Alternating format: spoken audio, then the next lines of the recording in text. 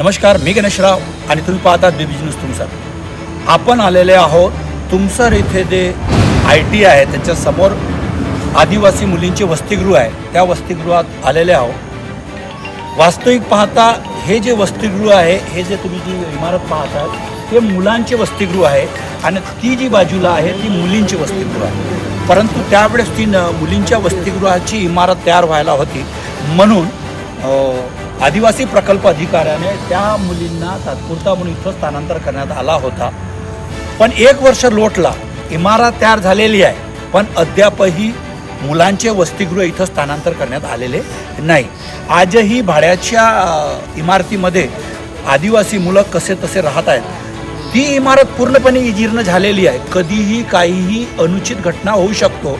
वास्तविक पाहता आदिवासी मुलांच्या वसतिगृहामध्ये काही घटना झाली तर त्यांना तुटपुंजी मदत करून मामला हा रफादफा केला जातो. म्हणजे आदिवासींच्या जीवाची कुठलीही किंमत नाही. आज 1 वर्ष झाला इमारत तयार झालेली आहे परंतु त्या मुलांना इथं स्थानांतर करण्यात आले नाही. याचं मुख्य कारण असं आहे की प्रकल्प अधिकारी आणि तो इमारतीचा जो मालक आहे यांची साठगाठ आहे. तो भाडा जो आहे त्याच्यामध्ये काहीतरी त्यांना कमिशन मिळत असेल म्हणून तो स्थानांतर करत नाही. शासनाचे लाखो रुपये वाया जात आहेत तरी शासन हा याकडे लक्ष देत नाही. याबद्दल आदिवासी जे पुढारी आहेत अशोक उईके त्यांचे काय मत आहेत ते आपण पाहूया. अशोक उईके, जिल्हा अध्यक्ष आदिवासी काँग्रेस, भंडारा जिल्हा. ही जी आपण बिल्डिंग बघत आहात, आज 1 वर्ष होत आहे या बिल्डिंगला आणि अजूनपर्यंत ह्या बिल्डिंगमध्ये मुलांचे वसतिगृह मुलांना इथं म्हणजे अजूनपर्यंत स्थानांतर करण्यात आलं नाही. आणि तात्पुरता म्हणून ही पण एक बाजूच्या बिल्डिंग आहे ती मुलींची आहे आणि ही मुलांची आहे. आता मुलींना इथं ठेवण्यात आलं आहे परंतु आपण बघितलं तर तिथं भाड्याने जी इमारत आहे तुमसरमध्ये ती जर्जर अवस्थेमध्ये आहे आणि पावसाळ्याचे दिवस आहेत आणि बिल्डिंगचे काही भाग पडत आहे. त्यामुळे कोणती अनुचित घटना घडू शकते आणि शासन मग आमच्या फक्त आदिवासीला 75,000 रुपये देऊन खाली मोकळा होते परंतु आमच्या आदिवासीचा जो जीव जातो, विद्यार्थ्याचा जीव जातो याकरिता शासनचं काही लक्ष नाही.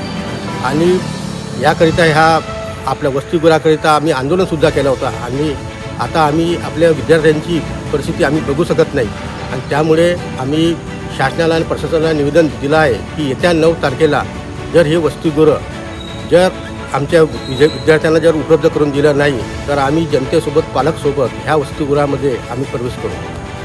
सुरेश तोळसे, जनरल सेक्रेटरी आदिवासी काँग्रेस. ह्या मुलींचा वसतिगृह असतानासुद्धा आणि सगळ्या सुखसुविधा असताना मुलांच्या वसतिगृहामध्ये मुलींचा स्थानांतर करण्यात आला आहे. परंतु मुलांचे वसतिगृह हे भाड्याचं असल्यामुळे आणि जीर्ण झालं असल्यामुळे त्या ठिकाणी मुलांचा कधी घातपात होऊ शकतो. तरी मुलांचा वसतिगृह हा जे शासकीय वसतिगृह आहे त्याचं स्थानांतर करण्यात यावा आणि मुलांचा जो होणारा अन्याय आहे, विद्यार्थ्यावर जो होणारा अन्याय आहे त्याला वाचा फोडण्यात यावी आणि मुलांचा काही कमी जास्त झाला याला शासन प्रशासन जबाबदार आहेत.